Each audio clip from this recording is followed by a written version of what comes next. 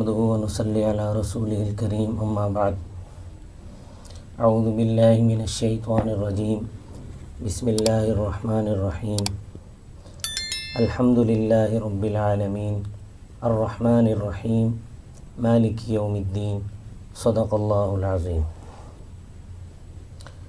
اس سورت کا نام سورۃ الفاتحہ ہے۔ فاتحہ شروع کرنے کو کہتے ہیں۔ قرآن کریم اسی معتم بالشان سورت سے شروع ہوا ہے اور نماز میں قرات بھی اسی سورت سے شروع کی جاتی ہے، اس لیے اس کو سورہ فاتحہ کہتے ہیں۔ سورہ فاتحہ کے کئی نام ہیں۔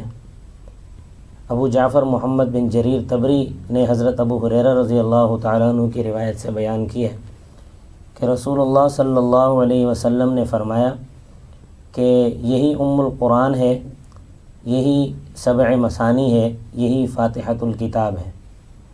مسند احمد میں حضرت ابو ہریرہ رضی اللہ تعالیٰ عنہ سے مروی ہے کہ رسول اللہ صلی اللہ علیہ وسلم نے سورۃ الفاتحہ کے بارے میں فرمایا یہی الکتاب ہے، یہی القرآن ہے، یہی سبع مثانی ہے اور یہی قرآن عظیم ہے۔ یہ سورت مکہ میں نازل ہوئی۔ اس میں 25 کلمات، 113 حروف، 1 رکوع اور 7 آیات ہیں۔ یہ 7 آیات جو ہیں اس میں تھوڑا سا اختلاف ہے۔ بعض حضرات کہتے ہیں کہ بسم اللہ الرحمن الرحیم سورہ فاتحہ کا حصہ ہے اور بعض کہتے ہیں کہ سورہ فاتحہ کا حصہ نہیں ہے۔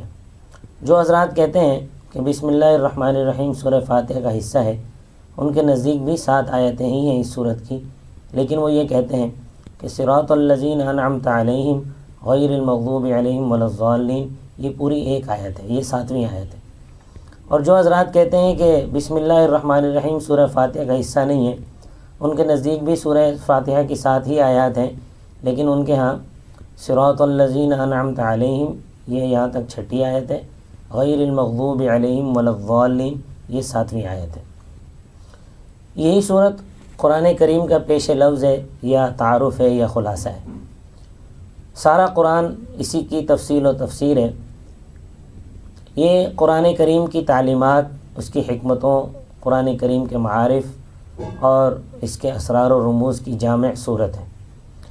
یہی وہ صورت ہے جس کی مثل تورات، زبور، انجیل میں نہیں آئی اور نہ ہی قرآن کریم میں اس جیسی کوئی دوسری صورت ہے۔ یہ صورت جیسا کہ حضرت صلی اللہ علیہ وسلم نے ارشاد فرمایا اللہ تعالیٰ اور بندے کے درمیان تقسیم کر دی گئی ہے۔ اس میں اللہ تعالیٰ نے بندے کو اپنی عبادت کا طریقہ بتایا ہے۔ اس کی پہلی 3 آیات میں آداب حمد کی تعلیم ہے۔ چوتھی آیت خالق اور بندے کے تعلق کو بیان کرتی ہے۔ آخری 3 آیات میں ایک نہایت مختصر اور جامع دعا ہے جس میں ہدایت طلب کی گئی ہے۔ اسی ہدایت کے لیے انبیاء اور رسول علیہم السلام دنیا میں تشریف لائے اور ان پر آسمانی کتابیں نازل ہوئیں۔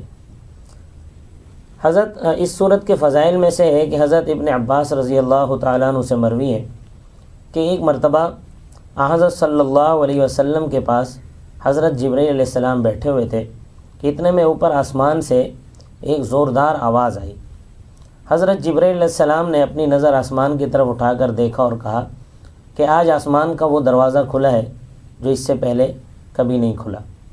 وہاں سے ایک فرشتہ آپ صلی اللہ علیہ وسلم کے پاس آیا اور آپ صلی اللہ علیہ وسلم سے کہنے لگا کہ خوشخبری ہو آپ کو کہ آپ کو 2 نور دیے گئے ہیں، ایک سورہ فاتحہ اور دوسرا سورہ بقرہ کی آخری آیات، کہ آپ ان میں سے ایک بھی حرف پڑھیں گے تو اس کے بدلے میں آپ کو وہ نور دے دیا جائے گا۔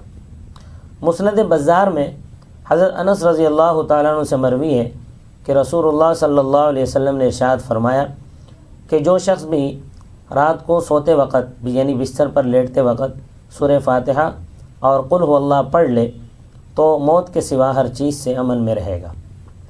بخاری نے اپنی سند سے حضرت ابن عباس کی حدیث نقل کرتے ہوئے بیان کیا کہ قرآن کریم فاتحۃ الکتاب یعنی سورہ فاتحہ فاتحۃ الکتاب قرآن کریم کا 2/3 یعنی 2/3 کے برابر ہے۔ قرآن کریم سورہ فاتحہ کی پہلی آیت میں اللہ تبارک و تعالی کی صفات بیان کی گئی ہیں۔ فرمایا الحمدللہ رب العالمین، ہر طرح کی تعریف اللہ ہی کے لیے ہے جو تمام مخلوقات کا رب ہے۔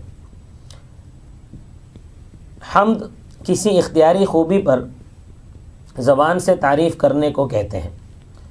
یہ شکر کے مقابلے میں عام ہے، کیونکہ شکر نعمت کے ساتھ مخصوص ہے۔ شکر دل اور زبان اور دوسرے تمام اعضاء سے بھی ہو سکتا ہے، اور حمد یہ صرف زبان سے ہو سکتی ہے۔ قتادہ نے حضرت عبداللہ بن عمر کی روایت سے بیان کیا ہے کہ حضرت صلی اللہ علیہ وسلم نے ارشاد فرمایا کہ حمد شکر کی اصل ہے، جس نے اللہ تعالیٰ کی حمد نہیں کی اس نے ذرا بھی شکر نہیں کیا۔ مدح یہ حمد کی نسبت عام ہے، کیونکہ مدح صرف خوبی پر ہوتی ہے، اور اس میں نہ تو فعل کا اختیاری ہونا ضروری ہے اور نہ اس خوبی کا موجود ہونا ضروری ہے۔ اسی لیے بعض اوقات مدح جو ہے وہ ممنوع بھی ہو جاتی ہے۔ اس کے بمقابل حمد جو ہے وہ اس سے کسی وقت بھی منع نہیں کیا جا سکتا، کیونکہ یہ اس خوبی پر حمد کی جاتی ہے جو واقعتاً ہو۔ ابن جریر کہتے ہیں کہ الحمدللہ کے معنی یہ ہیں کہ صرف اللہ تعالی ہی شکر کے لائق ہے، اس کے سوا مخلوق میں سے کوئی بھی شکر کے لائق نہیں، کیونکہ وہ تمام نعمتیں جو شمار سے باہر ہیں، جن کی تعداد اللہ کے سوا کوئی نہیں جانتا، یہ ساری کی ساری نعمتیں اسی کی طرف سے ہیں۔ قرطبی نے حضرت انس رضی اللہ تعالیٰ عنہ کی روایت سے بیان کیا ہے کہ رسول اللہ صلی اللہ علیہ وسلم نے ارشاد فرمایا کہ اگر میری امت کے کسی آدمی کے ہاتھ میں اللہ تبارک و تعالیٰ ساری دنیا دے دے اور وہ ساری دنیا لے کر اس پر الحمدللہ کہے تو یہ کلمہ ساری دنیا سے افضل ہے۔ قرطبی فرماتے ہیں کہ ساری دنیا دے دینا یہ اتنی بڑی نعمت نہیں ہے جتنی بڑی نعمت الحمدللہ کہنے کی توفیق ہے، کیونکہ دنیا کی جو ساری نعمتیں ہیں اور جو دنیا ہے یہ تو فانی ہے، یہ ختم ہو جانے والی ہے، اور جبکہ الحمدللہ جو ہے یہ ایسی نعمت ہے، یہ ایسی نیکی ہے کہ جو ختم ہونے والی نہیں ہے، آخرت میں رہے گی۔ جیسا کہ قرآن کریم میں ارشاد ہے المال والبنون زینت الحیات الدنیا والباقیات الصالحات خیر عند ربک ثوابا وخیر عملا، کہ مال اور اولاد یہ دنیا کی زندگی کی آرائش ہیں، تیرے رب کے نزدیک باقی رہنے والی نیکیاں ثواب میں بہتر ہیں۔ ربی کا معنی ہوتا ہے پرورش کرنا، تربیت کرنا، کام بنانا، کسی شے کو اس کے تمام مصالح کی رعایت کرتے ہوئے آہستہ آہستہ درجہ کمال تک پہنچانا، اس کو تربیت کہتے ہیں۔ یہ لفظ اللہ تعالیٰ کے لیے مخصوص ہے۔ اگلا لفظ ہے عالمین۔ یہ عالم کی جمع ہے جو علامتن سے مشتق ہے، اس سے مراد اللہ تعالیٰ کے سوا تمام موجودات ہیں۔ اس کا اطلاق ہر مخلوق پر ہوتا ہے، ہر عالم پر ہوتا ہے، جیسا کہ عالم انس ہے، عالم جن ہے، عالم ملائکہ وغیرہ، کیونکہ ہر شے کا خالق و مالک اور اس کی تربیت کرنے والا، اس کی پرورش کرنے والا تو اللہ تعالیٰ ہی ہے۔ اس لیے ہر قسم کی حمد بھی اسی کے لیے سزاوار ہے۔ چنانچہ دنیا میں اگر کسی چیز کی تعریف و توصیف کی جاتی ہے تو وہ بھی حقیقت میں اللہ تعالیٰ ہی کی تعریف ہے۔ اللہ تعالیٰ کی ربوبیت حقیقی، ذاتی اور کامل ہونے کے علاوہ کسی شخص، زمانے، جگہ یا کسی حالت کے ساتھ مخصوص نہیں ہے، بلکہ عالموں کے لیے عام ہے۔ اگلی آیت ہے الرحمن الرحیم۔ تو اس الحمدللہ رب العالمین کا ترجمہ یہ ہوا کہ ہر طرح کی تعریف اللہ تعالیٰ کے لیے ہی ہے جو تمام مخلوقات کا رب ہے۔ اگلی آیت ہے الرحمن الرحیم۔ اللہ تعالیٰ بے حد مہربان، نہایت رحم والا ہے۔ ان لفظوں کی تشریح بسم اللہ الرحمن الرحیم کے درس میں گزر چکی ہے، جو کہ درس نمبر 11 تھا۔ اگر کوئی ان کی تشریح جاننا چاہتا ہے تو درس نمبر 11 سن لیں۔ رب کے لفظ میں ترہیب اور ڈراوا تھا، رحمان اور رحیم کے لفظوں میں امید ہے۔ جیسا کہ دوسرے مقام پر ارشاد ہے ان ربک لسریع العقاب وانہ لغفور الرحیم، بلا شبہ تیرا رب جلد سزا دینے والا بھی ہے اور بخشش اور مہربانی کرنے والا بھی ہے۔ اسی طرح ایک اور جگہ ارشاد ہے، نبئ عبادی انی انا الغفور الرحیم وان عذابی هو العذاب العلیم، میرے بندوں کو خبر کر دیجئے کہ میں بخشنے والا اور مہربان بھی ہوں اور میرا عذاب بھی دردناک عذاب ہے۔ تیسری آیت میں، سورہ فاتحہ کی تیسری آیت میں جزا و سزا کا ذکر ہے۔ فرمایا مالک یوم الدین، اللہ تعالی بدلے کے دن کا مالک ہے۔ یوم الدین، دین بدلہ، جزا، حساب، ایک مقررہ دن میں اچھے برے، نیک و بد، ظالم و مظلوم سب کو ان کے دنیا میں کیے ہوئے اعمال کا پورا بدلہ دے دیا جائے گا، اور وہی بدلے کا دن ہے جس کا مالک اللہ ہے۔ قرآن کریم میں ہے یومئذ یوفیہم اللہ دینہم الحق ویعلمون ان اللہ هو الحق المبین، کہ اس دن اللہ تعالیٰ انہیں پورا بدلہ دے گا اور وہ جان لیں گے کہ اللہ تعالیٰ ہی حق اور ظاہر ہے۔ ایک حدیث میں ہے کہ عقل مند وہ ہے جو اپنے نفس سے خود بدلہ لے، موت کے بعد کام آنے والے اعمال کرے۔ حضرت عمر فرماتے ہیں کہ اس سے پہلے کہ تمہارا حساب لیا جائے، تم اپنی جانوں کا خود احتساب کرو، اپنی جانوں کا خود حساب کرو، اپنے اعمال کا وزن خود کرو، اس سے پہلے کہ تمہارے اعمال ترازو میں تولے جائیں۔ اس اور اس بڑی پیشی کے لیے تیار رہو جب تم اس خدا کے سامنے پیش کیے جاؤ گے جس کے سامنے تمہارا کوئی عمل بھی پوشیدہ نہیں ہے۔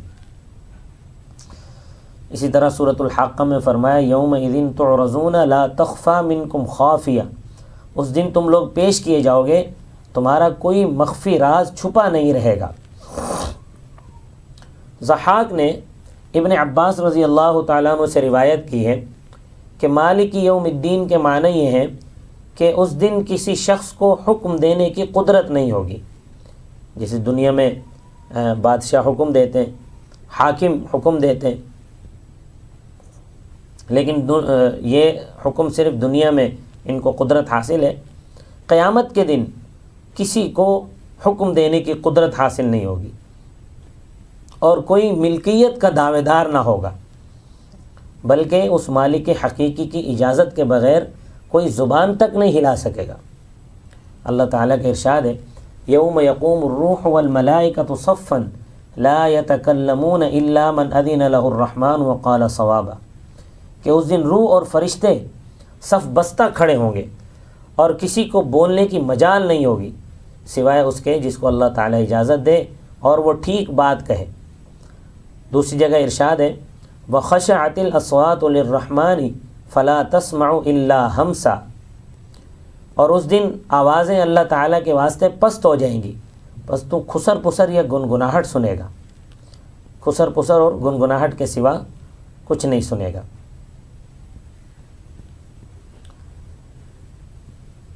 ایک حدیث میں ہے کہ قیامت کے روز اللہ تعالیٰ زمین کو اپنے قبضے میں لے لے گا اور آسمان کو اپنے دائیں ہاتھ میں لپیٹ لے گا، پھر فرمائے گا میں ہی حقیقی بادشاہ ہوں، کہاں ہیں زمین کے بادشاہ، کہاں ہیں سرکش اور ظالم، کہاں ہیں تکبر والے۔